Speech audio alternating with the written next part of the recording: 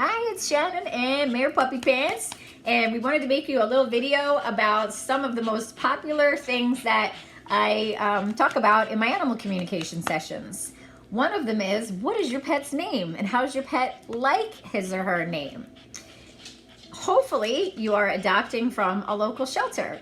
Your pet may already love their name, but they might also want a name change, and that is something fun and free that you can do for your pet. Find out, what do they want to be called. I have had many conversations with animals who wanted their name changed, and in a lot of cases we were able to do that. In fact, I'll share a really funny story with you about an animal at a shelter who'd gone through a variety of names. And a lot of the times, unfortunately, shelters don't pick the kindest names or the smartest names for the animals in their care and don't realize how much that affects their chances of getting adopted. So this shelter, after having a few different names for this dog, then named him Zodiac. And I said, did you just name a dog after a serial killer? The Zodiac Killer? And they said, oh my God, we didn't even realize. So I had a conversation with this dog and I said, what would you like to be called? Let's stop giving you all these different names and find out, what would you like to be called?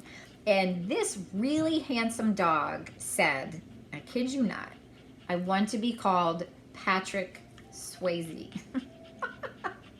And I went, wow, he is really handsome. And this dog wanted to be seen as handsome. And he wanted to improve his chances of adoption at the shelter. And he is right. Picture the exact same dog side by side. One of them is named Zodiac and one of them is named Patrick Swayze. Who are you most likely to inquire about? Obviously, Patrick Swayze. Who doesn't want to dance with Patrick Swayze? I know I do. Do you want to dance with Patrick Swayze, puppy pants? Too bad. Your mommy's going to dance with him first. So anyway, so I heard Patrick Swayze.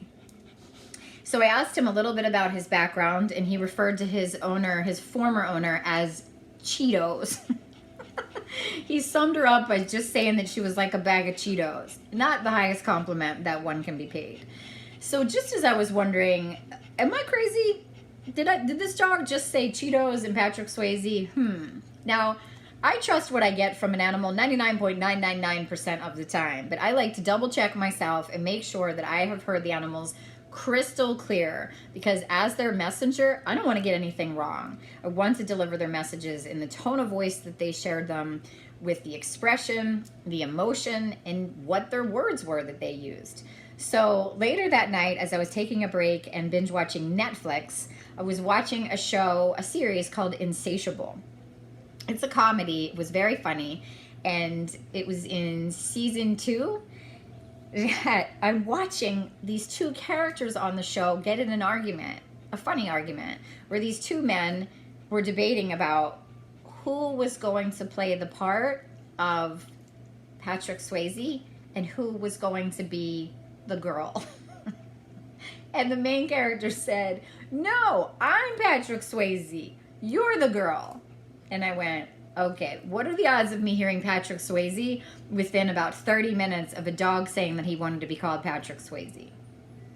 Then, about an episode or two later, this same character said, you know, I could really go for a bag of Cheetos. So I checked in with this dog and I said, this is you talking to me through this movie, Cheetos and Patrick Swayze. And I said, what else do you want, dog? And the dog said, I could really go for some peaches. So the dog wants peaches.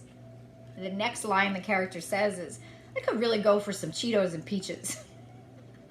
What are the odds that Cheetos and peaches come in the exact same sentence? Now, I don't remember the exact line from Netflix. You can go watch the show yourself. But I do remember that the dog told me Patrick Swayze, Cheetos, and peaches, all of which showed up in the series that I would be binge watching right after talking with that dog. So how did the dog know that I would be watching this show, Insatiable? I have no idea. But the wisdom and humor of our animal friends is unlimited. In fact, I teach workshops called Woof Shops, the unlimited wisdom and wit of our animal friends. Follow Facebook Mayor Puppy Pants for upcoming events that talk about how information is information. It doesn't matter who it comes from or where it comes from. Our animals have access to it, just like we humans have access to it. So this dog had a lot of fun with me by telling me he wants to be renamed after a handsome movie star and what his snack requests were. And also painting a not so pretty picture of his last owner. Anyway, unfortunately, the shelter did not choose to name him Patrick Swayze, which would have been really easy and fun.